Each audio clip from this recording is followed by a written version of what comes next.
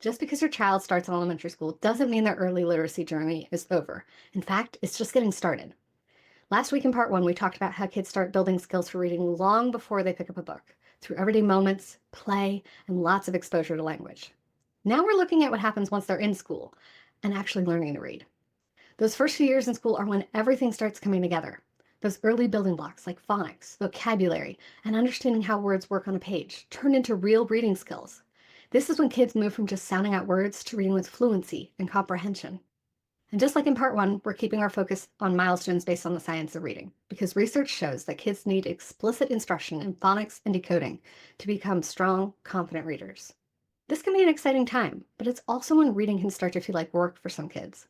The stories get longer, the words get harder, and suddenly the excitement they once had about books can start to fade.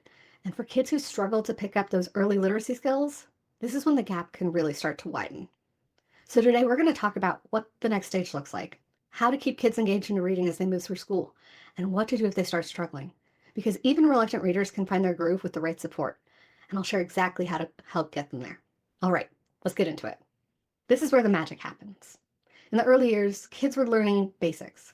Letters, sounds, simple words, but now they're moving from learning to read to reading to learn. This shift happens gradually, but by the time they hit their grade, they're expected to be reading fluently and using what they read to build knowledge in every subject. But what does that actually look like? Let's break it down grade by grade so you know exactly what to expect and what skills they should be building at each stage. Kindergarten's all about cracking the reading code. Kids are learning how to connect letters to sounds, blend those sounds together to form words, and recognize patterns in how words are built. Instead of memorizing words by sight, they should be learning how to sound out words using phonics. For example, they'll start with simple CVC words, consonant, vowel, consonant words like cat, mop, and sun. They're also developing phonemic awareness, which means they're playing with sounds, breaking words apart, blending sounds together, and recognizing rhyming patterns. One of the biggest reading pitfalls at this stage is when kids start guessing words based on pictures or the first letter instead of actually reading the word. If you notice this happening, gently encourage them to slow down and sound it out. Guessing might seem like a shortcut, but it won't help them in the long run. As words become more and more complex, decoding is the key skill they need at this stage. First grade is when kids start to really read. They're moving slowly from sounding out words to reading short sentences and simple stories with more fluency. They're also learning high-frequency words, like the ones they see all the time in books, like the, what, because, and said. But here's the important thing. We don't want them memorizing long lists of sight words. The truth is most high-frequency words can be decoded once they've learned common spelling patterns. For example, words like can, not, and when follow predictable rules. There are some tricky words often called heart words that don't follow typical phonics patterns like said or does, and these need to be explicitly taught by pointing out which parts follow the rules and which parts they need to remember by heart, hence the term. By the end of first grade, their reading should start to flow a little better. They might still pause to sound out longer words, but they should be relying more on phonics skills and less on guessing. In second grade, reading should start to feel smoother and more natural. Kids should be able to read longer sentences and short books with more confidence, and their vocabulary is growing as they recognize more spelling patterns, like silent E words, bike and cake, vowel teams like in boat and team, and words with prefixes and suffixes. They should be learning how to break words into syllables to make decoding easier and faster. This is when fluency really starts to develop too. But fluency isn't just about speed. Just because a child reads quickly doesn't mean they actually understand what they're reading. If they're flying through the words but can't remember anything about the story, they might need to slow down and get some extra help to focus on comprehension. Encourage them to pause and think about what's happening in the story. If they struggle to remember details, try reading together and stopping every so often to talk about what's going on in the story. Making reading interactive at this stage is a key to building strong comprehension skills. By third grade, everything shifts. Up until now, they've been focused on learning how to read. Now, they're expected to start reading to learn. They're tackling more complex texts, encountering bigger words, and using reading as a tool for learning across all subjects like science and social studies. Their vocabulary is growing fast. They're starting to learn how to figure out the meaning of new words by using context clues, basically looking at the other words in the sentence to make an educated guess. But here's the thing. They still need lots of direct teaching and discussion about new words. Just guessing from context doesn't always work. If a child struggles with decoding at this stage, it's going to affect their comprehension. If they spend all their energy trying to sound out words, they don't have enough brain power left to actually understand what they're reading. If your child's avoiding chapter books, or struggling to follow a story, or skipping over words, that's a sign they might need some extra support to build fluency and confidence. Even if they can read on their own at this stage, it's a great idea to read aloud together when you can, because they'll still benefit from hearing fluent reading and discussing stories. By fourth grade and beyond, reading isn't just something they practice in school. It's a skill they need for every subject. They should be able to read smoothly, understand more advanced sentence structures, and make connections between different texts. But this is also when something called the fourth grade slump can hit. This happens when kids haven't built strong decoding or fluency skills and suddenly start struggling to keep up with reading heavy subjects like science and social studies. If they're falling behind in reading at this stage, they're likely to fall behind in other subjects too. This is why it's so important to make sure kids have a strong foundation before they hit fourth grade. If they're struggling with fluency or comprehension, it's time to take a step back and reinforce those earlier skills. Even for kids who are on track, the key here is keeping reading fun. Let them explore books that interest them, introduce different genres, and find ways to incorporate reading into everyday life, whether it's through graphic novels, magazines, or even following a recipe together. Struggles and reluctance can happen at any time, so we can't just assume that they'll stay strong readers forever. Keeping them engaged now ensures that they don't check out later. So that's the roadmap. This is what reading should look like from kindergarten through fourth grade and beyond. But the reality is that most kids struggle somewhere along the way. In some cases, the curriculum at your child's school may not have caught up with the best practices I just mentioned, i.e., the science of reading. Or the reality of working with 15 to 30 students means your child doesn't get the one-on-one targeted support they need. Or perhaps they just need to hear things in a different way to help them click. Whatever the reason, the key is to spot these struggles as soon as possible. So let's really focus in on some key things to look for, since they aren't always walking around with a bright neon sign above their heads saying, "I'm struggling, please help." So what happens when things aren't clicking? What if your child resists reading, avoids books, or just doesn't seem to be progressing at the same pace as their classmates? Now, again, not every kid follows the same timeline, and plenty of kids need a little extra support before reading starts to feel easier. But if reading feels like a constant struggle, if they're working harder than they should be and still not making steady progress, it could be a sign that they've missed an important step along the way. One of the biggest things to look for is frustration. If your child dreads reading time, gets upset when asked to read out loud, or shuts down the moment they see a book, that's a sign that reading isn't feeling manageable for them. Some kids are vocal about it. They'll flat out say, "I hate reading," or "this is too hard." But others might avoid reading altogether, suddenly needing a snack or a bathroom break every time it's time to sit down and read. If they push through reading assignments, but seem tense, easily distracted, or emotionally drained afterwards, that's another clue reading is harder than it should be. Now, don't get me wrong, reading is a hard and complex skill, but by now, it should be getting easier and easier, not staying hard and plateauing for them. Confidence plays a huge role too. If they hesitate, mumble, or rush through reading to get it over with, they may be feeling self-conscious about their skills.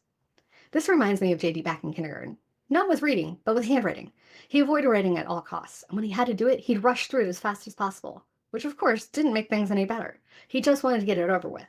The way he reacted to writing is exactly how some kids feel about reading. They'll do anything to avoid it, because to them, it just feels hard. Another big thing to watch for is how they read. Not just whether they can do it, but how smoothly is it coming together? Do they read word by word in a slow, choppy way? Do they struggle to get through even short books without losing focus? Do they seem to guess at words or skip over them entirely? The key is knowing what's typical for their grade level. A first grader who still struggles to recognize letters and sounds, or a second grader who isn't improving in fluency and is still reading choppy, slow sentences, may need a little extra support. By third grade, if they're still relying on guessing, skipping words, or can't summarize what they've read, that's a sign that something needs to be reinforced. If any of this sounds familiar, don't panic. These struggles don't mean that they'll never be strong readers. It just means they need the right kind of support. Watching your child struggle with reading can be tough. Maybe they're frustrated, maybe you're frustrated, or maybe you're both wondering why this feels harder than it should be. The good news, there's always a way forward. But here's the thing, it's not just about pushing more reading practice. It's about making sure they have all the right building blocks in place so reading feels easier, not harder. The first step is figuring out exactly where they're getting stuck. Are they struggling with phonics, fluency, comprehension? Each of these needs a different approach. So let's take a step back and look at what's really going on so we can figure out how best to help them. We'll start with the earliest milestones. If your child struggled with language development as a toddler or didn't get much exposure to books early on, the best place to begin is with oral language skills. This means talking together, a lot, engaging them in conversation, describing things out loud, and encouraging back and forth exchanges. Reading aloud is huge here. Even if they're older, play with sounds, rhymes, silly songs, and focus on hearing and recognizing different sounds and words. Strong phonemic awareness means they can hear and manipulate sounds. This is the first step towards reading success. If they're in kindergarten or first grade and are still struggling with letter recognition, phonics, or blending sounds into words, go back to hands-on multisensory learning. Instead of just looking at letters, have them trace them in sand, Build them with Play-Doh.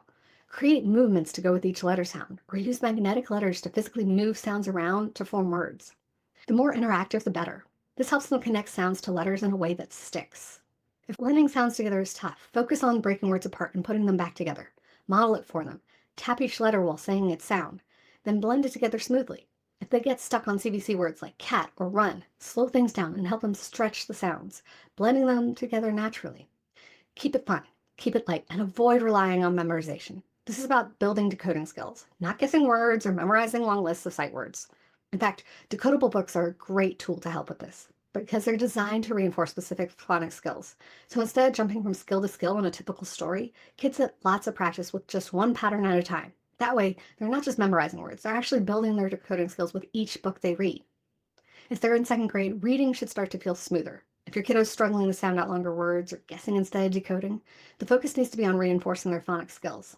They need structured practice with common spelling patterns. For example, silent E words like bike and cake, vowel teams like OA and EA and boat and team, and words with simple prefixes and suffixes. If longer words are overwhelming, break them into syllables. Help them chunk the word instead of trying to tackle it all at once. Try covering part of the word and having them read it one chunk at a time. Once those phonics skills are starting to come together, the next step is building fluency, helping them read smoothly and naturally instead of one word at a time.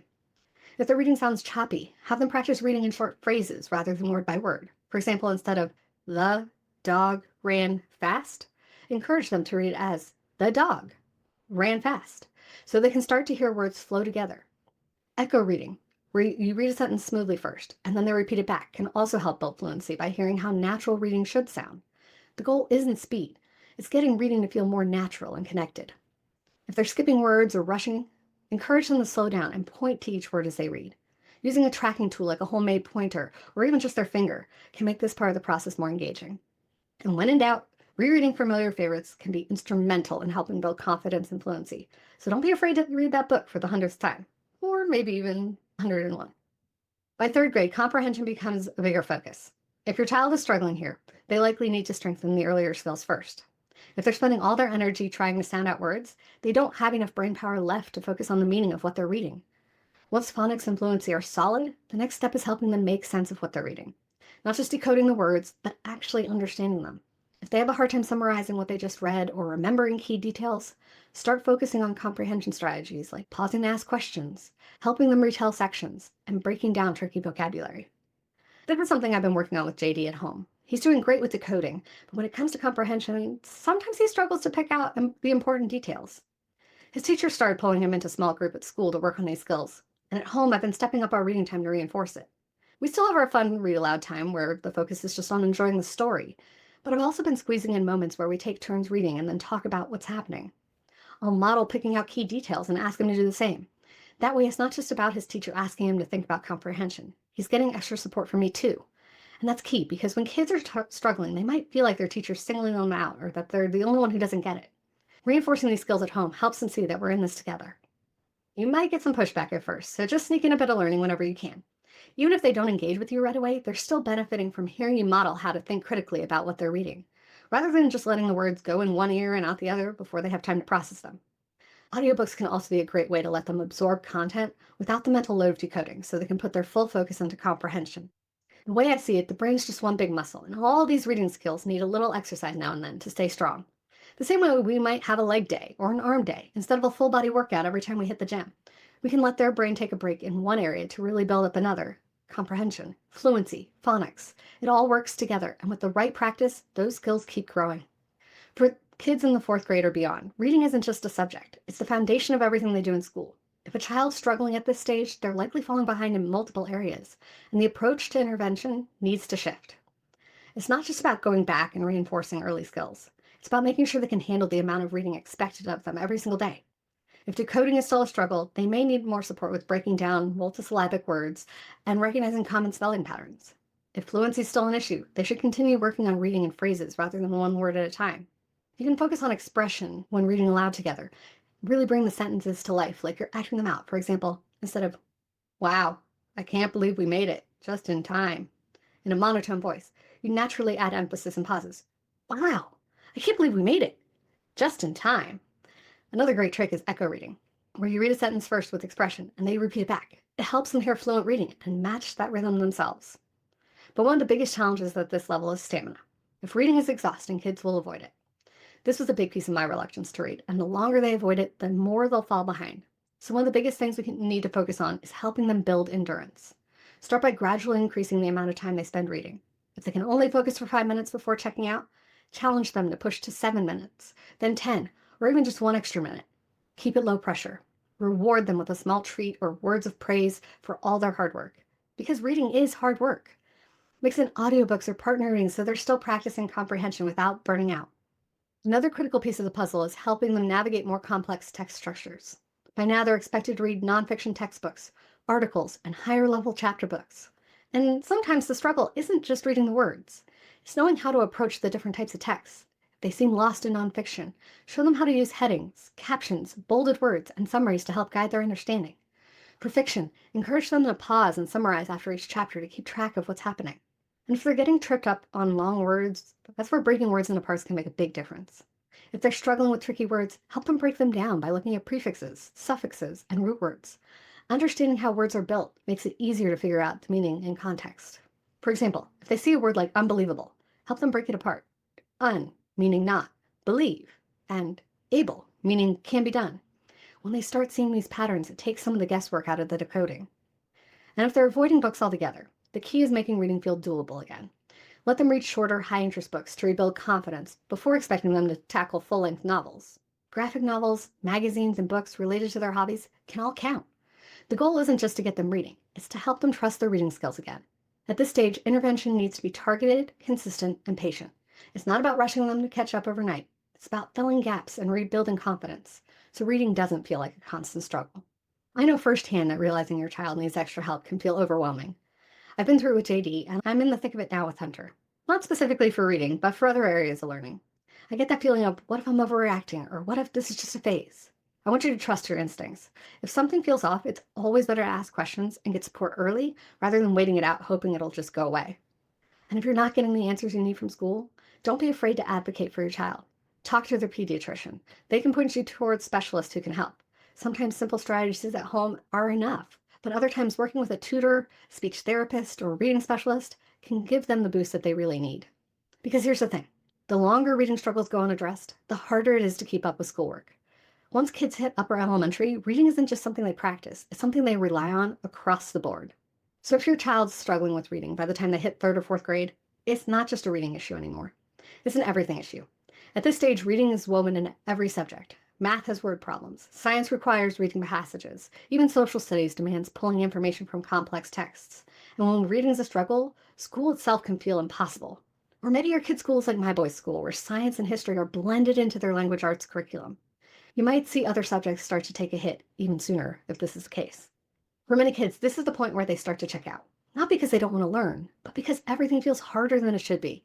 Get it, if you had to put in double the effort just to get through a single assignment, you'd probably feel the same way.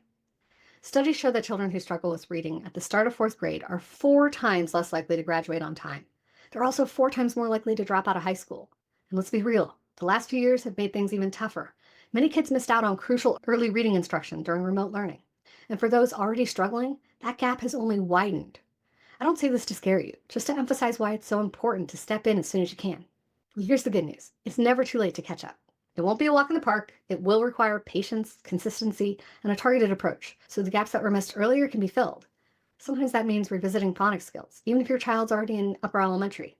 Other times it's about helping them rebuild confidence so they don't shut down the second they see a long passage. And if your child's already avoiding books, we need to focus on making reading feel fun all over again.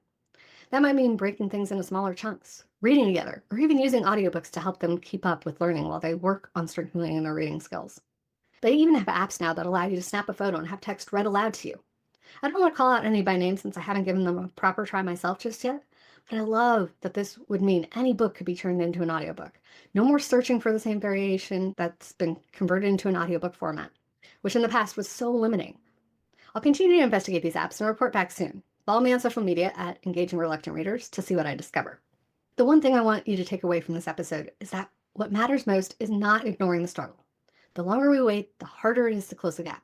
But with the right support, even kids who are years behind in reading can catch up and gain confidence again. Once you've built up their skills, the next step is keeping the momentum going. because the more they read, the better they get. The easiest way to do this is to make reading a habit. Even if it's just 10 minutes a day, that consistency makes a huge difference, and it doesn't always have to be a sit down with a book moment. Audiobooks, following a recipe together, reading directions in an activity book, or even reading instructions for a board game. It all counts. It's all great, terrific practice, too. One of my favorite ways to keep the habit strong is to follow their interests. I cannot stress this one enough. In fact, I spent most of episode 3 talking about the importance of finding their just right books, so if you need a refresher, go back and give it a listen. The goal is to make reading something they enjoy, not something they have to force themselves through. And when books match what they already love, it can be a huge motivator. With Davey, his interests have shifted a lot. We went from trucks to dinosaurs to outer space to Pokemon, and now he's all about historical fiction. A bit of mythology and fantasy now that they've read Percy Jackson and the Olympians at school. And at home, too. If I handed him a truck book today, he'd roll his eyes at me. But because I keep finding books that match his current interests, he stays excited about reading. The trick is to keep adjusting. If your child suddenly loses interest, it doesn't mean they're done with books altogether. It could just mean they just need something new to spark their curiosity again. Keep presenting different types of stories, different formats, and different ways to engage with reading. The goal isn't just to get them reading, it's to help them develop a love for books that lasts. Helping your child grow as a reader isn't about overnight success. It's about small, consistent wins. Every book they finish, every tricky word they work through, every moment they spend engaged in a story adds up.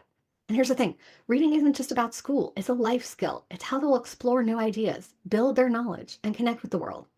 Whether it's diving into a novel, reading instructions for their favorite game, or researching something they're curious about. Strong reading skills can open doors for them, far beyond the classroom. But more than anything, we want reading to be something they enjoy. At the end of the day, it's not just about teaching them to read. It's about helping them learn to love books, stories, and learning. So keep making it fun, follow their interests, and remember, keep the pressure off. Some children need more support than others, and it's our job as parents to get them the help they need while making sure they feel supported, encouraged, and confident in their reading journey. You're already doing so much just by being here, learning how to support them, and making reading a priority in your home. Keep at it. You've got this. Now that we've addressed how you can help fill the gaps to get your child confidently reading on their own, you might be wondering, does that mean sharing story time together is over?